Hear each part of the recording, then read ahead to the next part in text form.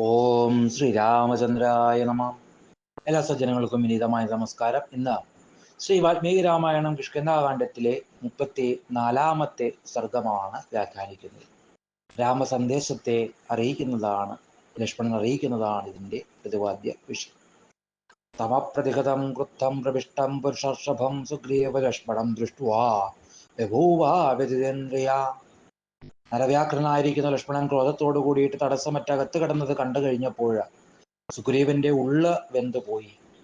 കോപം കൊണ്ട് ചീറ്റുന്നവൻ, തേജസ് കൊണ്ട് ജ്വലിക്കുന്നവനും പ്രാതര ദുഃഖത്തിലെ സന്തപ്തനുമായിരിക്കുന്ന ആ ദശരഥനന്ദനെ കണ്ട്, ലക്ഷ്മണനെ കണ്ട് ഹരീശ്വരൻ കവിരാജനായിരിക്കുന്ന സുഗ്രീവൻ സ്വർണസിംഹാസനം വിട്ട് അലങ്കരിക്കപ്പെട്ട മഹേന്ദ്രത്വജം എന്നതുപോലെ ചാടി എഴുന്നേറ്റു.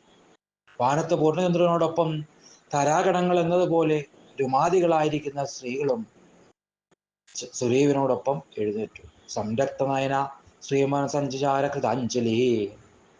ശ്രീമാനായിരിക്കുന്ന അവൻ തൊടുത്ത മിഴികളോടെ കൈകൂപ്പിക്കൊണ്ട് അരികിലേക്ക് ചെന്ന് വലിയൊരു കൽപ്പവൃക്ഷം പോലെ അവിടെ നിന്നു. രുമാദ്വിതീയം സുഗ്രീവം നാരീമത്യഗതം സ്ഥിതം. അങ്കനമാർക്ക് നടുവിൽ രുമിയോടൊത്ത് അരകളോടുകൂടിയ ചന്ദ്രനെ പോലെ നിൽക്കുന്ന സുഗ്രീവനോട്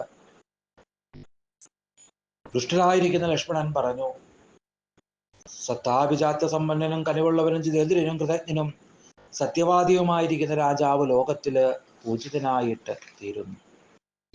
ഏതു നൃപൻ അധർമ്മം ചെയ്ത് ഉപകാരികളായ മിത്രങ്ങളോട് വാക്കു തെറ്റിക്കുന്നുവോ അവനേക്കാൾ നൃശംസനായിരിക്കുന്ന ആരാണ് ഉള്ളത്? അശ്വാനൃതം പ്രവർത്തിച്ചാൽ 100 കുതിരകളെ കൊന്നതുപോലെ, ഗവാനൃതം ചെയ്തു കഴിഞ്ഞാൽ സഹസ്രം ഗോക്കളെ കൊന്നതിന് തുല്യവും, പുരുഷാനൃതം പ്രവർത്തിച്ചാൽ തന്നെയും സ്വജനങ്ങളെയും കൊല്ലുന്നതിന് തുല്യവുമാണ്. പൂർവം കൃതാർത്ഥോമിത്രാണാം ന തൽ പ്രതികരോതീയ. ആദ്യം കൃതാർത്ഥനായി കഴിഞ്ഞ് മിത്രങ്ങൾക്ക് പ്രത്യുപകാരം ചെയ്യാത്ത കൃതജ്ഞനെ പാടരേശ്വര ആർക്കും വധിക്കാം. സർവലോകപൂജിതമായിരിക്കുന്ന ഒരു ശ്ലോകം ബ്രഹ്മാവ് ചൊല്ലിയിട്ടുണ്ട്. വളരെ കൃതജ്ഞനെ കണ്ടു കോപിച്ചു പറയപ്പെട്ട് അത് കേൾക്കുക. ഗോഗ്നേ ചൈവ സുരാപേച ശൗരേ ഭഗ്നവൃതേ തഥാ നിഷ്കൃതിർവിഹിതാ സൽപേ കൃതജ്ഞേ നാസ്തി നിഷ്കൃതി.